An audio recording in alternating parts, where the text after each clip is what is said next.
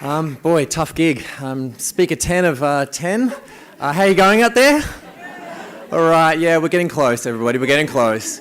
Also a tough gig following Tony. Amazing, wow, incredible, incredible, and following such amazing speakers. There's a real through line, yeah. There's things that we're all saying a lot of the same things. So today, I work at the Sydney Opera House. I'm going to admit it. It's an amazing place to work. It's a busy commercial performing venue that does high art, does low art, does all sorts of art, does performance every day of the week practically. We're closed only 2 days of the year.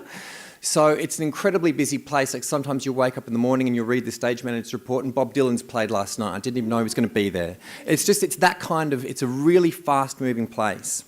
It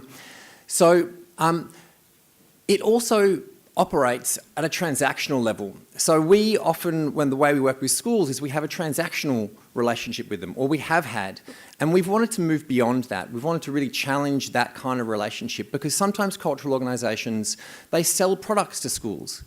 We feel that we sell schools the answers to their problems. We in the arts know the answers to problems they may have through our arts practice, and it's something which I want to challenge because at the end of the day, the way to work with schools from my perspective is through partnerships. Authentic, real, genuine partnerships where people learn from each other. So to do that, I think we need to challenge certain assumptions. And I think to do that, we need to ask some questions. So what can cultural organisations learn from schools? What can teachers learn from kids? What can art benefit how can art be transformed by learning? And I think if we're not asking those questions, then we're coming from an ungenuine place. It's inauthentic. A partnership has to be equal. It has to be two parties or numerous parties working together to create something which is of value to all.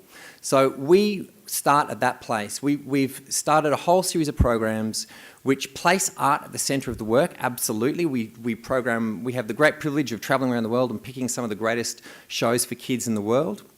I work in the children, families and creative learning space, so very focused. My particular role is with students, and also I run a holiday program. So we centre a lot of the work around the performances, but we do this in a way which is new to us, and it's an emerging program which we've been running now for 3 or 4 years, which we're calling the Creative Leadership and Learning Program. And it's based around this idea of a genuine, authentic partnership. So we want to work with schools on a long-form basis. So people have talked about time. Howard talked about time being a material.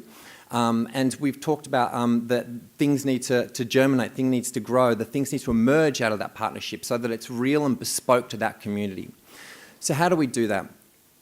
We work with schools over a 3-year period. It's a partnership over 3 years, and it starts by asking them what they need and want from this partnership, and what they need and want, and why they're at the Sydney Opera House. We also outlay why we are working with schools like this, because you could say, well, what's the role of the Sydney Opera House in the education space? Why do it? Why should we be doing that? Possibly just presenting great artworks should be what we should do, because that's educational, right? Just coming to see an amazing artwork could be transformative in some way, shape or form. But we take the view that we should be working with the education sector because that's what we should be doing. It's as simple as that. That working with the education space in the education sector is something which we have something to give, other organisations have something to give, but specifically when you look at the Opera House, it embodies something very, very particular, and that is it really does embody creativity. It embodies creativity. The sort of marketing speak around the Opera House is that it was built on the edge of the possible.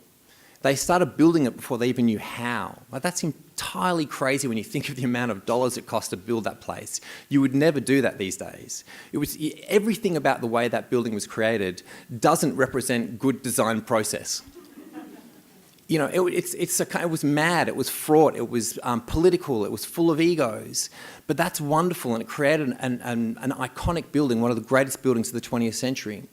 So when we work with schools, we say, listen, we have a history and a knowledge around creativity.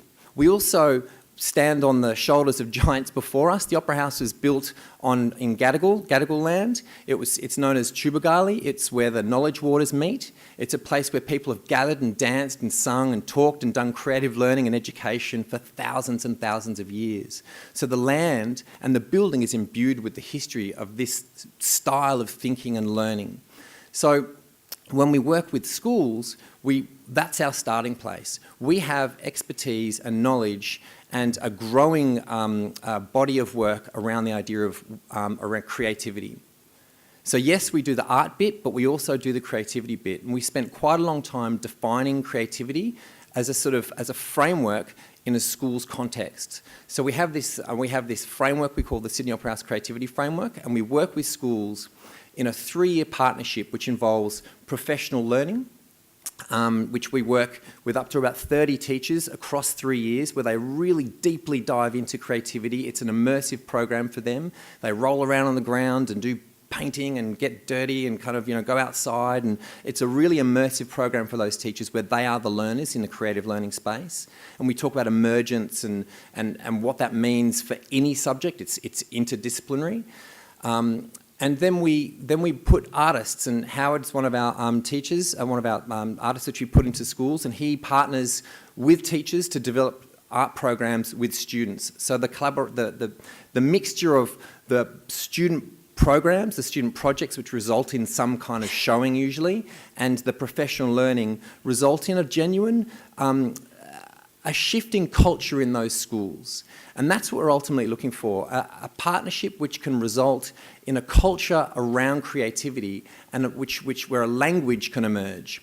So this is the kind of way that we're interested in working in schools. Schools need to be ready for it. They need to want to jump on board and actually dive into this. Their leadership, their organisation needs to be kind of wanting this. And that's the kind of authentic, genuine partnership which cultural organisations can do with schools. And that's where I think that's the core of that's a new model of collaboration for me. It's partnerships, authentic, genuine and real. Cheers.